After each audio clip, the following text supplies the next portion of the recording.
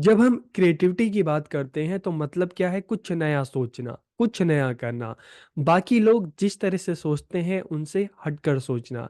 तो जब हम इसको एंटरप्रेन्योरशिप में हम इसको लाते हैं तो एक एंटरप्रेन्योर भी क्या करता है, वो उसका जो आइडिया होता है बिल्कुल क्रिएटिव होता है, बिल्कुल नया होता है।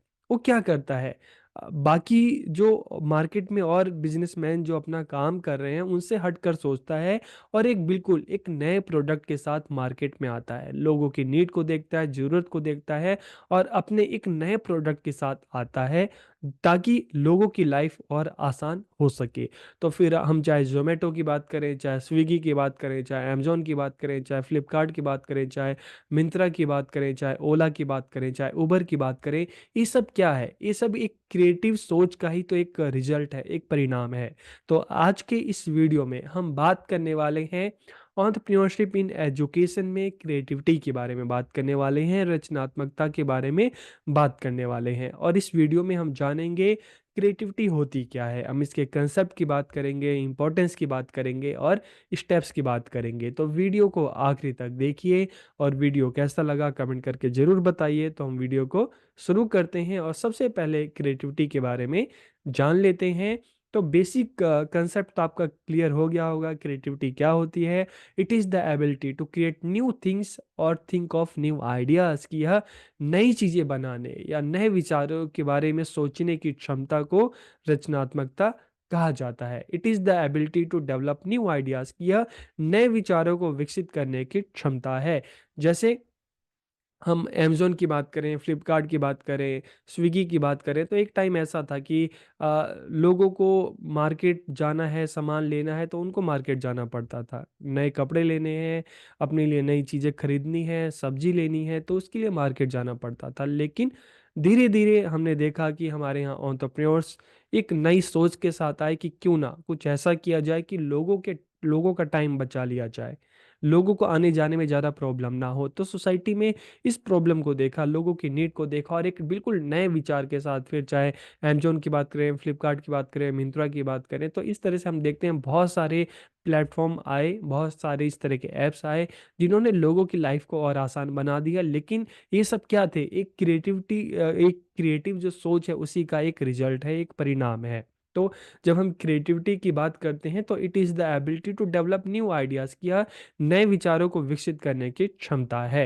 It is the ability to discover new ways of looking at problem, की समस्याओं को देखने का एक बिल्कुल नया तरीका है। मतलब क्या है कि समस्याओं को समस्याओं की तरह ना देखो, बल्कि उसको एक अपॉर्च्युनिटी की तरह देखो, उसको एक सॉल्यूशन की तरह देखो और उन प्रॉब्लम से ही एक नया आइडिया लेकर अपने लिए एक नई अपॉर्च्युनिटी, एक नए अवसर की तलाश करो, खोज करो। हाँ, जैसे अमेज़न की बात कर रहे हैं, हम फ्लिपकार्ट की बात कर रहे हैं, ठीक है?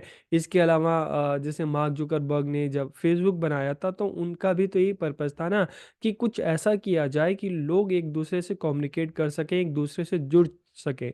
तो उन्होंने जो है फ़ेसबुक बनाया, एक प्लेटफ़ॉर्म ऐसा बनाया जहाँ पे लोग एक-दूसरे से जुड़ सकते हैं। तो जब हम बात करते हैं क्रिएटिविटी की बात करते हैं तो it is the ability to discover new ways of looking at problem, की प्रॉब्लम को एक नए तरीके से देखो, एक सॉल्यूशन की तरह देखो, एक नए अपॉर्च्युनिटी की तरफ देखो।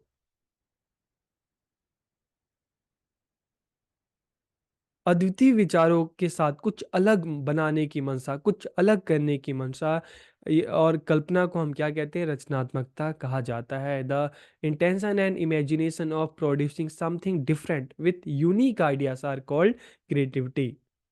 It is the capability of conceiving something original और अनयूजुअल, की यह कुछ मूल या असामान्य कल्पना करने की क्षमता है। तो यहाँ पर आपको समझ में आ गया होगा कि क्रिएटिविटी या रचनात्मकता क्या होती है। अब अगर हम इसके इंपॉर्टेंस की बात करें, महत्व की बात करें, क्रिएशन ऑफ इनोवेटिव आइडियाज़, की अभिनव विचारों का, बिल्कुल नए विचारों का, ओरिजिनल विचारों का जो निर्माण है, उसे ही हम क्या कहते हैं, क्रिएटिविटी कहते हैं। Novel ways to develop and improve the product, की उत्पादों को विकसित करने और सुधारने के नए तरीके। मोबाइल फ़ोन आया, मोबाइल फ़ोन से पहले हम बात करते हैं, टेलीफ़ोन आया, तो एक बिल्कुल नए आइडियाज़ के साथ टेलीफ़ोन का, कंप्यूटर का निर्माण हुआ। लेकिन आगे चलकर अब उन प्रोडक्ट्स को अपडेट करना है, अपग्रेड करना है, तो कैसे किया गया? हम कंप्यूटर की बात करते हैं, तो कंप्यूटर पहले एक जगह रहता था। लेकिन आगे चल के लोगों ने सोचा, साइंटिस्ट ने सोचा कि क्यों ना कुछ ऐसा किया जाए कि जो हम कंप्यूटर का यूज़ कर रहे हैं, हम एक जगह से दूसरी जगह इसको आराम से लेकर आ जा सकें। तो फिर धीरे धीरे हमने देखा कि लैपटॉप बना, और आगे चल के जब फ़ोन का आविष्कार हुआ, टेलीफोन का आविष्कार हुआ, तो उसके बाद वहाँ पर भी एक बिल्कुल नया आइडिया कि चलो क्यों ना कुछ ऐसा किया जाए कि हम अपने मतलब कहीं पे भी जाकर हम कहीं भी किसी जगह से एक दूसरे से बात कर सकें, एक दूसरे को देख सकें। तो धीरे धीरे टेलीफोन आया, टेलीफोन, फिर मोबाइल फ़ोन, फिर स्मार्टफोन। तो इस तरह से हम देख रहे हैं कि novel ways to develop develop and improve the product की, जो प्रोडक्ट है उनको विकसित करना और उनको सुधार करना, thinking out of the world, बिल्कुल बॉक्स से आउट ऑफ द बॉक्स, जिस तरह से सोसाइटी सोच रही है उससे कुछ अलग हटकर सोचना। क्योंकि मान लो जिस तरह से सोसाइटी सोचती है, अगर उस तरह से इस तरह के एंटरप्रेन्योर सोचते, तो सिंपल सा है कि मार्केट में लोग जा रहे हैं सामान लेने के लिए, रेस्टोरेंट में जा रहे हैं खाना खाने के लिए, तो आप क्या करते? आप भी अपना एक रेस्टोरेंट खोल देते उसी मार्केट में, आप भी अपना एक शॉप खोल देते उसी मार्केट में। तो एक नॉर्मल विचार है, लेकिन क्रिएटिविटी क्या है? क्रिएटिविटी है कि चलो कुछ ऐसा करें कि लोगों को मार्केट मार्केट लोगों के घर पे आ जाए, रेस्टोरेंट लोगों के घर आ जाए, टैक्सी लोगों के घर आ जाए। तो ये क्या था? बिल्कुल innovative, out of the box जाकर सोचना, thinking out of the world, दुनिया से बाहर की सोच। तो इसे ही हम क्या कहते हैं? क्रिएटिविटी कहते हैं। अब हम बात करते हैं steps to generate creative ideas की। जो इस तरह का जो क्रिएटिव आइडिया होता है, रचनात्मक विचार होता है, इसको उत्पन्न करने के लिए क्या कदम है, इसके क्या स्टेप्स हैं, तो उसकी बात करते हैं। सबसे फर्स्ट स्टेप की बात करते हैं, अपॉर्चुनिटी और प्रॉब्लम रिकग्निशन की, अवसर या समस्या की पहचान करना। आइडियाज तभी आता है ना जब आपके सामने एक अपॉर्चुनिटी आप देखोगे, आपके सामने कोई प्रॉब्लम है, तभी तो आइडिया आता है। तो इसलिए सबसे पहले जरूरी क्या है? A person discover that a new opportunity exist और प्रॉब्लम नीड रिजोल्यूशन, की एक व्यक्ति को जब पता चलता है कि एक नया अवसर मौजूद है या किसी समस्या के समाधान की आवश्यकता है, तभी तो सोचना स्टार्ट करता है, तभी तो इस तरह के क्रिएटिव आइडिया मन में आते हैं। तो सबसे पहला क्या है? अपॉर्चुनिटी और प्रॉब्लम रिकग्निशन की, अवसर या समस्या की पहचान करना। चलो, आपने अवसर और समस्या की है पहचान कर ली। अब क्या है? इमोशन है, आप प्लावन है या उसमें डूबना।